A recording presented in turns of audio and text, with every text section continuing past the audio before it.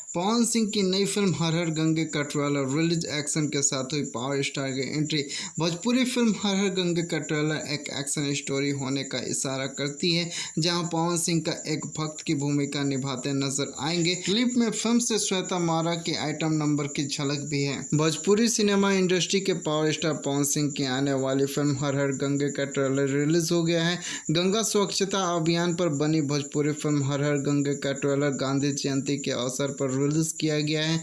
Film के trailer की शुरुआत में दिखाया जाता है कि पवन सिंह बनारस घाट से गंगा को स्वच्छ और साफ रखने के लिए मुहिम चलाते हैं। ट्रेलर बहुत दमदार बताया जा रहा है। फिल्म हर हर गंगे का ट्रेलर DRG रिकॉर्ड भोजपुरी के ऑफिशियल यूट्यूब चैनल पर रिलीज किया गया है। ट्रेलर में पवन सिंह के साथ अरविंद अकेला, कल्लू, सुशील सिंह, अमित तिवारी भी दमदार रोल में नजर आ रहे हैं। भोजपुरी फिल्म हर हर गंगे के निर्माताओं ने ट्रेलर जारी किया और इसे दर्शकों से शानदार प्रतिक्रिया मिली।